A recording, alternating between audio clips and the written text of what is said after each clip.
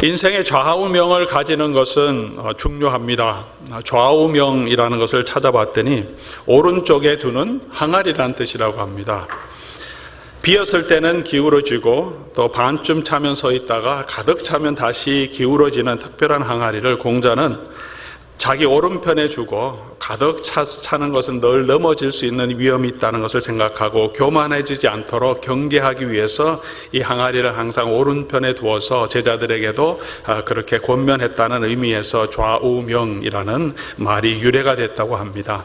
자기 옆에 두고 늘 자기 삶의 가르침으로 삼는 말이나 문구를 좌우명이라고 합니다. 여러분, 인생의 좌우명을 가지고 계십니까? 저희 아버님은 늘 정직하고 부지런하게 살아라, 그렇게 말씀하셨습니다. 저는 목회를 시작하면서 디모데 전후서를 묵상하며 이런 목회자가 되게 하소서라는 10가지 기도 제목을 가지고 있습니다.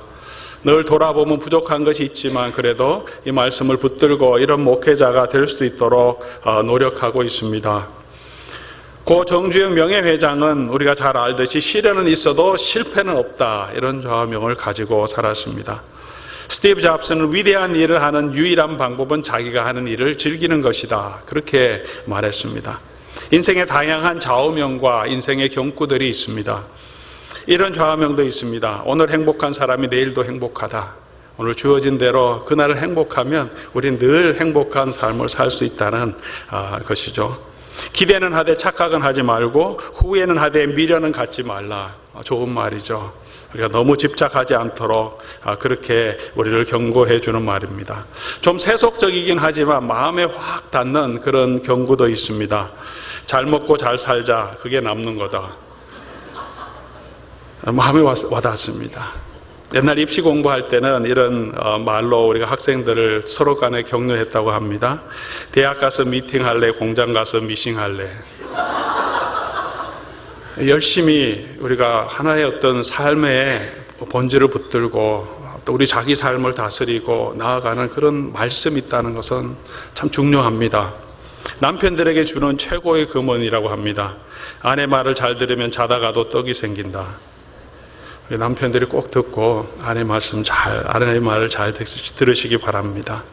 사람이 자기 붙들고 있는, 인생에 자기가 붙들고 있는 좌우명이 있을 때 그래도 그 말씀대로 살아가려고 또 그 경구대로 살아가려고 자기를 돌아보고 늘 부단히 애쓰는 그런 모습을 우리가 보게 됩니다. 신앙생활에도 우리가 꼭 붙들어야 할 진리들이 있습니다. 내게 능력 주시는 자 안에서 내가 모든 것을 할 수 있다. 참 중요한 말이죠. 낙심되지 않도록 늘 주님의 말씀을 붙들고 살아가는 것이 필요합니다. 남에게 대접을 받고자 하는 대로 너희도 남을 대접하라. 황금률이라고 하는 다른 사람을 섬기는 것을 먼저 하라고 주님께서 말씀하신 이 말을 늘 품고 사는 것도 참 우리가 예수 그리스도를 닮아가는 귀한 삶의 모범, 또 그런 삶의 귀한 가이드라인이 될 줄 믿습니다. 이 말씀을 드리는 이유는 오늘 로마서 12장 1절에서 2절까지 이 말씀이 우리가 꼭 붙들어야 하는 신앙의 아주 중요한 경구가 된다는 것입니다. 우리 로마서 12장 1절 2절 말씀, 그런 의미에서 한번 다시 다 같이 한번 읽어보면 좋겠습니다. 그러므로 형제들아, 내가 하나님의 모든 자비하심으로 너희를 권하노니 너희 몸을 하나님이 기뻐하시는 거룩한 산 제물로 드리라. 이것이 너희가 드릴 영적 예배니라. 너희는 이 세대를 본받지 말고 오직 마음을 새롭게 함으로 변화를 받아 하나님의 선하시고 기뻐하시고 온전하신 뜻이 무엇인지 분별하도록 하라. 이 말씀은 우리가 꼭 붙들어야 하는, 놓쳐서는 안 되는 신앙의 아주 귀한 진리를 담고 있습니다. 왜 이 말씀이 그렇게 중요합니까? 이 말씀은 복음의 핵심이기 때문입니다.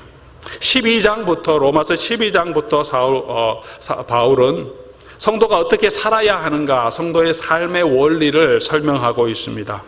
구원을 얻은 성도들이 그 다음에 이렇게 살아야 된다, 이렇게 말하는 것이 아닙니다. 우리는 12장부터 있는 이런 내용들, 우리가 어떻게 살아야 하는가 하는 내용들은 복음의 부수적인, 구원의 부수적인 것이라고 생각하는 경향이 많이 있습니다.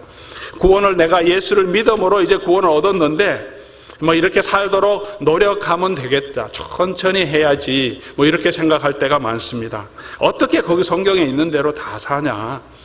그냥 최선을 다해서 노력하고 또 시간이 있으면 나중에 좀 여유가 되면 또 열심히 봉사도 하고 섬기는 생활을 살 거야. 지금은 뭐 아이들도 키워야 되고 내가 내 일하는 게 바쁘니까 신앙생활은 좀 천천히 할 거야. 뭐 그래도 되는 것처럼 우리가 생각할 때가 많습니다.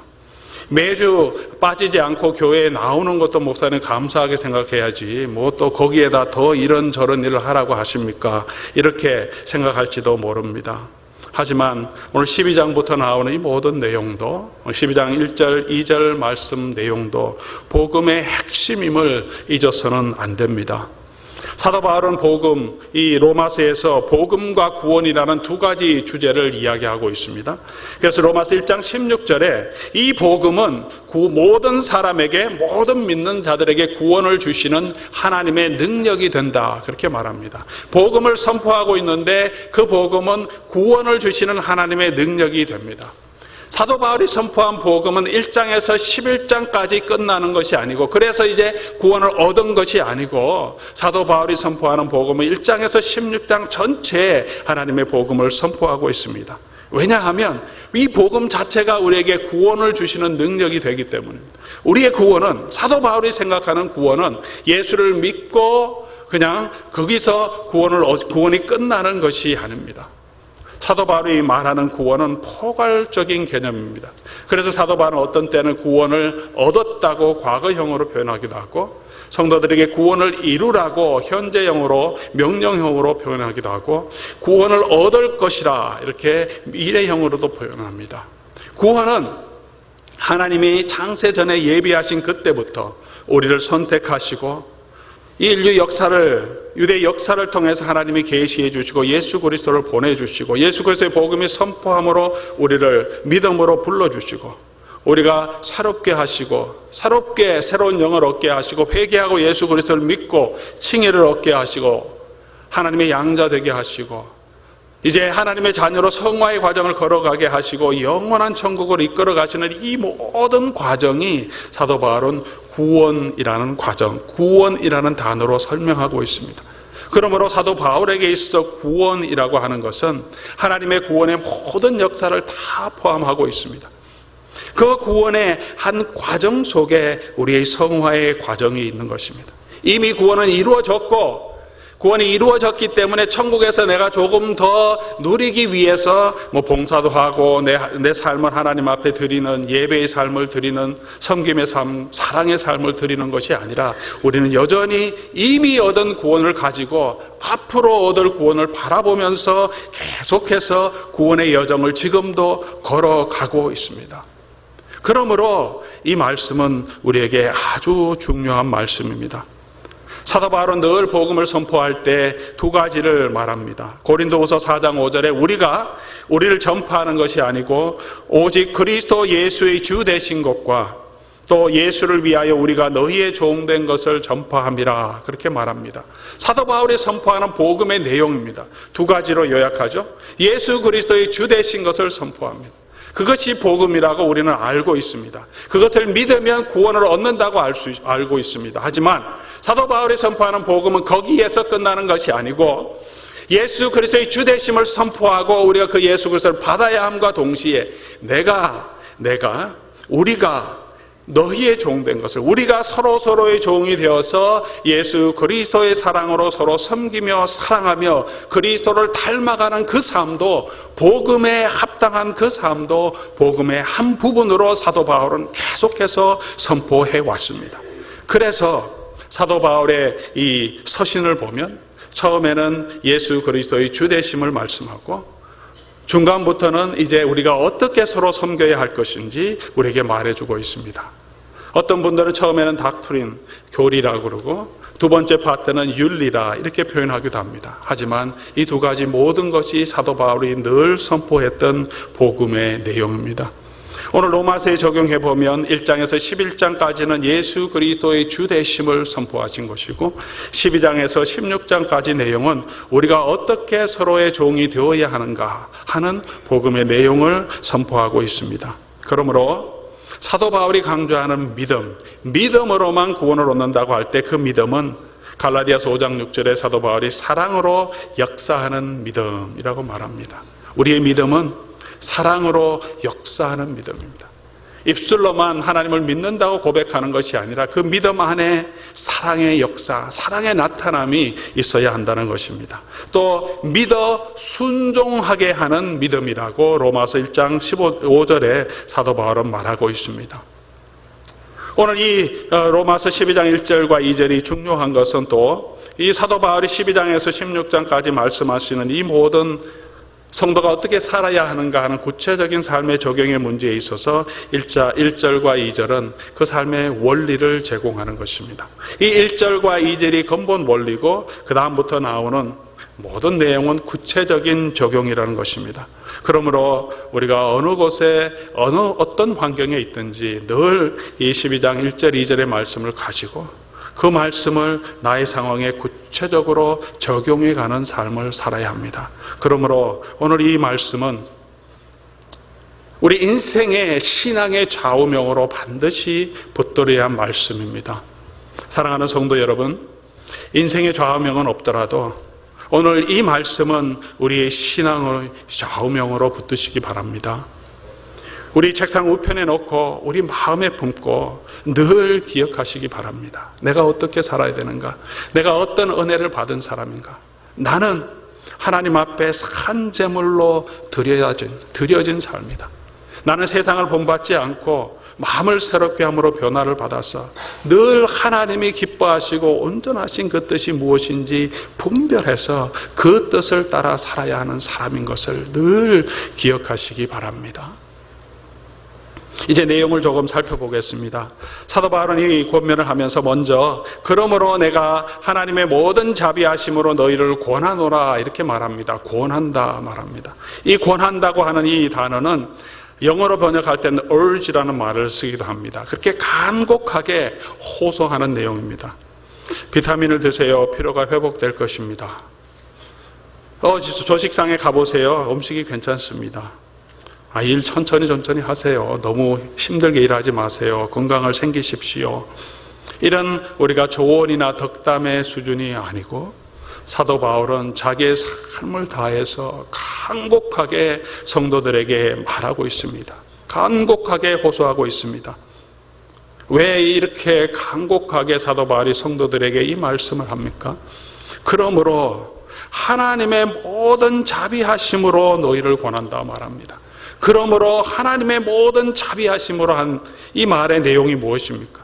1장에서 11장까지 하나님이 보여주신 그 크신 은혜와 사랑, 우리가 진노 가운데 있지만 하나님께서 우리를 먼저 사랑하시고 당신의 독생자를 우리에게 보여주심을 통해서 아낌없이 내어주심을 통해서 우리를 하나님과 화목되게 하시고 의롭다 하시고 천국의 보좌 앞으로 담대히 나아갈 수 있는 그 축복을 주셨습니다. 그리고 이 땅에 사는 동안 환난과 어려움이 있지만 하나님의 사랑에서 끊지 않도록 우리를 붙들어 주시고 끝까지 우리를 지켜주신다고 약속해 주신 그 내용을 사도 바울이 11장까지 선포했습니다. 그러므로 하나님께서 우리에게 그런 끊을 수 없는 사랑으로 우리를 지금도 붙들고 계시고 말할 수 없는 예수 그리스도의 보혈의 은혜를 우리에게 허락해 주셔서 하나님의 자녀가 되게 해 주셨기 때문에 이 모든 하나님의 자비하심으로 내가 너희를 간구한다. 내가 너희에게 권면한다. 그렇게 말하고 있습니다.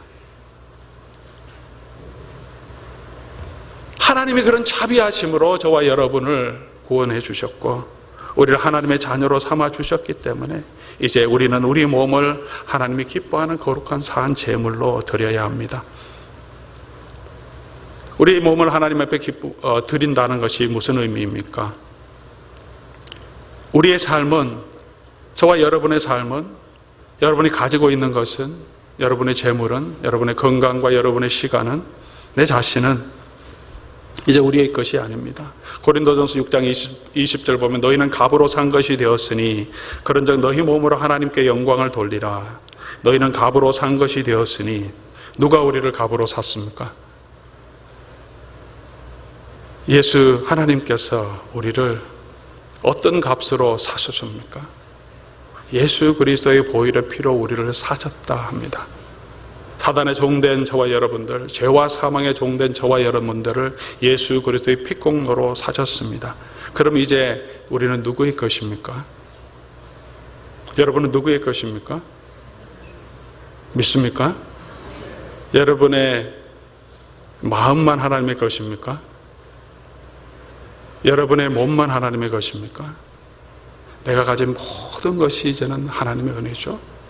그런데 우리는 하나님을 봉사하고 섬길 때 내 것으로 섬기는 것처럼 생각합니다. 내 돈을 하나님 앞에 헌금하는 것으로 생각합니다. 그래서 때로는 조금 많이 하려고 하면 아까운 생각이 듭니다. 내 돈이 내 것입니까? 내가 봉사를 합니다. 내가 봉사를 한 후에 내가 자원봉사를 한 것처럼 교회 봉사를 생각합니다. 내가 이만큼 봉사했는데 왜 나를 알아주지도 않냐? 내가 내 몸으로 4시간 내서 섬겼는데 내가 이렇게 고생하고 포도원지기로 수고하고 장로로 수고하는데 왜 나를 알아주지 않느냐? 그렇게 생각될 때도 있습니다. 저도 그런 생각이 들 때가 있습니다. 그런데 오늘 이 말씀, 복음의 원리는 무엇입니까? 내가 내 것이 아니라고 말합니다. 하나님께서 우리를 사셨어요. 내 것도 아닌데 우리는 이제 하나님의 것인데, 그렇기 때문에 하나님 앞에 산 제물로 우리 자신을 드리라고 하는, 그것이 성도의 마땅한 삶이라고 사도 바울은 우리에게 말해주고 있습니다. 오늘 저와 여러분의 봉사와 우리의 섬김과 성도를 사랑하는 우리의 삶의 자세는 어떠합니까? 몸을 산 제물로 드린다는 것은 어떤 의미겠습니까? 산 제물로. 내 몸을 드리라고 하는 것은 나의 전부를 드리라는 것입니다. 우리의 몸을, 우리의 지체를 주님을 위해서 의의 도구로 사용하라는 말씀이죠. 살아있는 제물이라는 것은 우리가 죽어서 하나님 앞에 드리는 것이 아니라 살아있는 그대로 우리는 이미 하나님 앞에 드려진 제물로 살아라, 그렇게 말하는 것입니다. 너희가 값으로 산 것이 되었다, 이제 너희는 내 것이다 한 것과 동일한 말씀입니다. 제물로 드려진, 옛날에 양을 제사로 드릴 때 이제 이 양은 제물로 드릴 거다 이렇게 주인이 정하면 그 양을 어떻게 키워야 합니까? 제물로 드리는 양은 어떠해야 합니까? 흠이 없어야 합니다. 제물로 드리려고 하는 양은 흠이 없어야 합니다. 그래서 흠이 없도록 제사 드릴 양을 유대인들은 잘 보호합니다. 함부로 상하지 않도록. 제사 드리러 끌고 갈 때도 혹시나 넘어질까, 가다가 상할까, 제물로 드려진 것이기 때문에 흠이 없도록 보호합니다. 저와 여러분은 죽지는 않았지만, 살아있지만 우리는 우리의 것이 아니라 하나님 앞에 드려진 제물이라는 것입니다. 이미 하나님 앞에 드려진 사람으로서 우리가 어디로 가든지 이 땅에 사는 그곳에서, 우리가 있는 그 삶의 현장에서 우리는 제물이라는 것입니다. 좋은 글씨를 보면 어덜트리라고 A라는 편말을 가지고 사는 여인의 모습 나옵니다. 어디로 가든지 모든 사람이 알게 됩니다. 저 여자는 어덜트리를 한 여자이구나. 저와 여러분에게는 그런 예수 그리스도의 표시가 있다는 것입니다. 하나님 앞에 드려진 제물이다. 예수 그리스도의 사람이다. 그래서 그리스도인이라는 표시를 가지고 사는 저와 여러분들입니다. 그러면 우리는 걸어 다니는 제물이라는 것입니다. 내 것의 일부를 드리는 것이 아니라 나의 삶의 전부는 내가 어느 곳에 있든지 하나님 앞에 이미 구별되어 드려진 거룩한 제물입니다. 우리는 때때로 말합니다. 내 마음을 주님 앞에 드립니다. 나는 주님을 사랑합니다.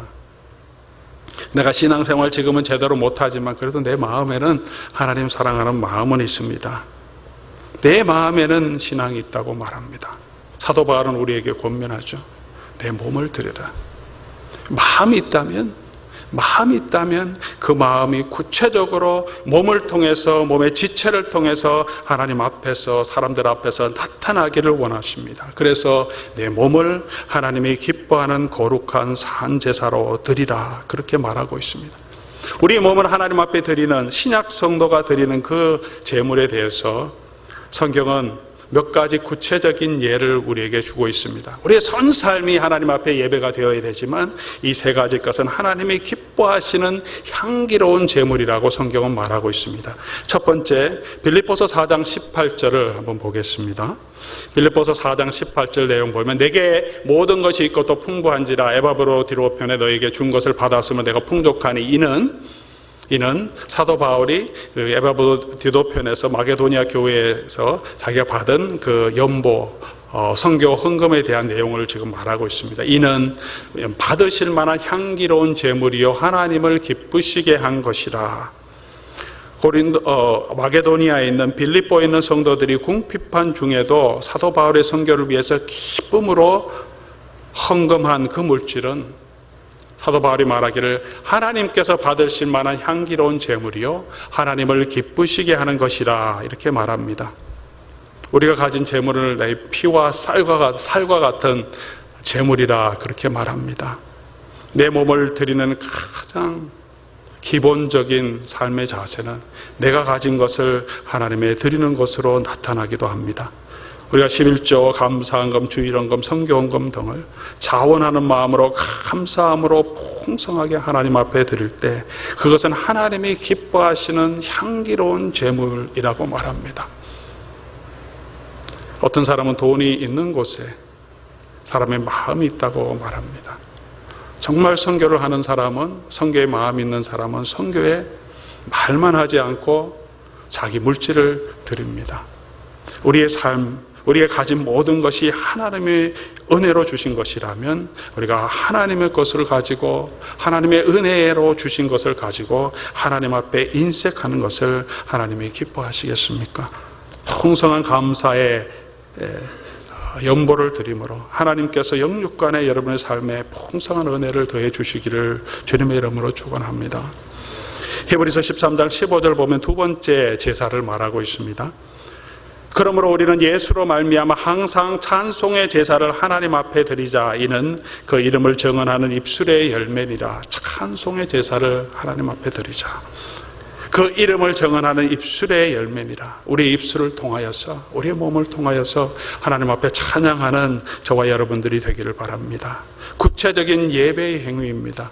찬양을 부를 때 우리의 마음을 다하여서, 우리의 입술을 벌려서, 우리의 몸을 사용해서, 내 전체를 사용해서 하나님 앞에 드릴 수 있기를 바랍니다. 우리 마음을 새롭게 함으로 하나님 앞에 우리 자신을 드리고 찬양에 우리 마음을 드릴 때 하나님께서 우리 삶에 은혜를 베풀어 주시고 기쁨을 주시고 힘을 주시고 주의 성령의 은혜 가운데 하나님을 따라서 의의 일을 할 수 있도록, 선한 일을 할 수 있도록 하나님께서 큰 은혜를 주십니다. 어렵고 힘들 때 여러분의 입술을 열어 하나님 앞에 찬양하시기 바랍니다. 감사할 때 하나님 앞에 찬양하는 여러분 되시기 바랍니다. 인생의 고난 가운데 예배 때뿐만이 아니라 삶의 현장에서, 가정에서 어렵고 힘들 때 우리의 입술을 통해서 하나님을 찬양할 때 하나님께서 그 찬양 가운데 우리의 응답하시고 우리 마음에 하나님의 은혜를 주시고 그 이름을 증언하는 입술의 열매로 하나님께서 받아주신다고 우리에게 말씀해 주고 있습니다. 우리 마음속에 찬양이 넘칠 수 있도록, 찬양의 은혜가 넘칠 수 있도록 그런 삶을 하나님 앞에 드릴 수 있기를 주님의 이름으로 축원합니다. 우리가 함께 모여 예배 드릴 때도 여러분, 우리 열심히 손뼉 치면서 이렇게 찬양하지는 않지만 여러분 마음을 다해서, 우리 목소리를 다해서 하나님을 찬양할 수 있기를 바랍니다. 그 찬양은 하나님이 받으시고 그 찬양 가운데 하나님의 임재와 하나님의 은혜를 풍성하게 누릴 수 있습니다. 제 아들이 티네이저 때 예배 시간에 가면 찬양을 안 해요. 티네이저 보이들이 그럴 때가 있습니다. 이렇게 딱 끼고 끝날 때까지 찬양을 해라. 그러면 마음으로 한대요. 마음으로 하는데 입술을 벌리지 않습니다. 모습도 태도도 전혀 찬양하는, 예배하는 자의 자세가 아닙니다. 정말 예배한다면, 네가 정말 하나님을 찬양한다면 너의 입술을 들여서 너의 마음을 다해서 마음을 열고 하나님께 찬양해야 된다, 이렇게 말합니다. 나이가 좀 들어서 요즘은 이제 자기 학교에 있는 교회에서 찬양을 한다고 얘기했습니다. 마음을 들어서 때로는 박수도 치면서 찬양을 한다고 합니다. 얼마나 감사한지 모릅니다. 찬양을 하게 될 때 아예 믿음이 조금 더 자라는 모습을 보게 됩니다. 찬양을 하지 않을 때와 입술을 열어 찬양할 때 그 믿음이 자라고 신앙이 성숙해 가는 모습을 보게 된 것을 여러분께 말씀드립니다. 여러분 입술을 열어 하나님을 찬양하시기 바랍니다. 어렵고 힘들 때마다 또는 기쁠 때마다 늘 찬양하는 삶으로 하나님 앞에 영광 돌리는 예배의 삶을 살아갈 수 있기를 바랍니다. 또 세 번째, 우리가 하나님 앞에 드려야 할 제물, 우리 몸을 하나님 앞에 드리는 방법을 히브리서 13장 6절에 16절에 이렇게 말합니다. 오직 선을 행함과 서로 나누어 주는 것을 잊지 말라. 하나님은 이 같은 제사를 기뻐하시느니라.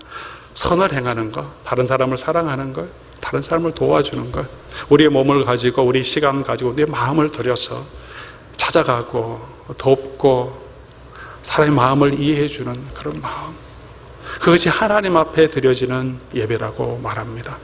오늘 저희 주보 칼럼에도 썼지만 토니 캠폴러라는 유명한 사회학 교수와 설교자가 있었습니다. 한번 하와이에 방문 초청을 받아서 갔는데, 동부 시간으로 생각하면 하와이는 새벽에 벌써 동부 아침 시간이니까 아침에 깨서 배가 너무 고파갖고 잠도 안 오고 그래서 먹을 것을 찾으러 밖으로 나갔는데, 한 3시 반에, 새벽 3시 반에 문 열고 아무도 없는데 허름한 레스토랑이 있어서 그곳에 가서 밥을 먹으려고, 음식을 오더하려고 이제 앉아 있는데, 조금 있으니까 한 무리 여자들이 그냥 봐도 거리의 여자들이 알 수 있는 여자들이 확 들어 옆에 앉아갖고 막 욕하고 막 그냥 그런 막 이야기를 확자지껄하게 떠들어서, 아이고 이거 잘못 왔다. 안 그래도 배가 고파서 밥 먹으려고 했는데, 그래서 나가려고 하는데 그거 들었다고 합니다. 그중에 한 여자가 오늘 내일 내 생일이다 그랬더니 막 다른 사람들이 핀잔을 주는 거죠. 욕을 해가면서, 그래서 어쩌라고, 우리가 생일 케이크 해줄까, 네가 난 게 무슨 소용이 있냐 이러면서 막 욕을 합니다. 그러니까 이 여자도 기분이 나빠서 내가 언제 해달라 그랬냐, 그냥 생일이라고 말만 했지 뭐야 이러면서 막 욕을 합니다. 이분은 그냥 나가려고 하다가 그 얘기를 듣고 마음이 초근해서 그냥 그곳에 그대로 있다가 밥을 먹고 여자들이 다 나간 다음에 주인에게 물어봤습니다. 이 여자들 항상 여기 옵니까? 매일 이 시간 되면 온다고 그럽니다. 내 옆에 앉았던 그 여자도 옵니까? 그랬더니 주인이 그 여자 이름은 아그네스인데 그 여자도 항상 3시 30분에 옵니다. 그렇게 말합니다. 그러면 그 여자가 내일 생일이라고 하는데 그 여자를 위해서 깜짝 파티를 한번 해주면 어떻겠습니까? 비용은 내가 다 대겠습니다. 그렇게 하니까 주인이 너무 좋아해갖고 아내를 불러서 친구들을 다 연락해서 깜짝 파티를 준비한. 그 다음날 아그네스가 들어왔을 때 갑자기 모든 사람들이 나와서 해피 버스데이 노래를 불러줍니다. 생일 케이크를 놓고 불을 끄라고 친구가 얘기하니까 이 아그네스라는 여인이 이 생일 케이크를 받고 그냥 쳐다만 보고 눈물만 흘리고 있다가는 사람들에게 얘기합니다. 이렇게 나눠 먹으면 참 좋겠지만 그냥 그대로 내가 집에 가져가면 안 되겠냐고. 내가 이렇게 생일 케이크 받은 거 평생에 처음인데 그냥 안 먹고 그냥 집에 놓고 그냥 며칠 동안 이 감격을 그대로 가져가고 싶다고. 그래서 그 케이크를 가지고 그 레스토랑을 빠져나갔고, 잠시 침묵이 흐를 때 토니 목사님이 우리 한번 이 여자를 위해서 기도해 주십시다. 그래서 기도했어요. 기도하고 나니까 주인이 당신은 목사님이네요. 어느 교회 목사님입니까? 그랬더니 이분이 나는 3시 30분에 창녀에게 생일 파티 열어주는 교회 목사입니다. 그렇게 위트를 가지고 얘기했다는 이야기가 있습니다. 그분이 쓴 책에 기록된 내용이 자기 간증의 내용입니다. 우리가 사람의 마음을 선을 행하는 것, 다른 사람을 도와주는, 그냥 봤을 때는 나와 성격도 다르고 생각도 다르고 내가 보기에 정말 교제할 정말 수준도 안 되는 사람 같지만 그들의 아픔이 어떤 것인지, 그들은 어떤 고통을 당하고 있는 것인지 그것을 돌아보고 선을 행하고 그 일을 위해서 조금 더 참고 들어주고 그들의 필요를 채워주는 것, 선을 행하는 것, 서로 나누어 주는, 그것이 하나님이 기뻐 받으시는 예배라고, 우리가 우리 몸을 하나님 앞에 산 제물로 드리는 방법이라고 사도 바울은 우리에게 도전해 주고 있습니다. 그것이 우리가 드릴 영적인 예배, 이 영적인 예배를 다른 번역으로 하면 합당한 예배, proper worship, spiritual worship이고, 또한 이것이 합당한 예배, 이것이 바로 우리가 하나님 앞에 드려야 할 예배고, 이것이 바로 성도의 삶이고, 이것이 복음의 한 중요한 부분이라고 사도 바울은 지금 우리에게 말해주고 있습니다. 예배 시간에만 예배 드리는 것이 아니라 내가 있는 삶의 현장에서 하나님을 찬양하고 나의 물질을 가지고 하나님 앞에 섬기며 선을 행하기를 힘쓰고 도와주기를 힘쓰는 우리의 삶을 통해서 하나님은 그 예배를 기뻐 받으십니다. 오늘 우리의 예배는 이 예배 call to worship, 예배의 부름에서 시작하는 것이 아니라 파킹랏에서부터 우리의 예배는 시작됩니다. 파킹랏에 파킹할 때부터 좁은 파킹랏에 다른 사람을 배려해서 내가 조금 더 걷고 내가 조금 더 무거운 것 있더라도 내가 조금 더 걷는 그 마음, 그 배려한 마음, 선을 행하는 그 마음 가운데서부터 이미 우리의 예배는 시작되고 있는 것입니다.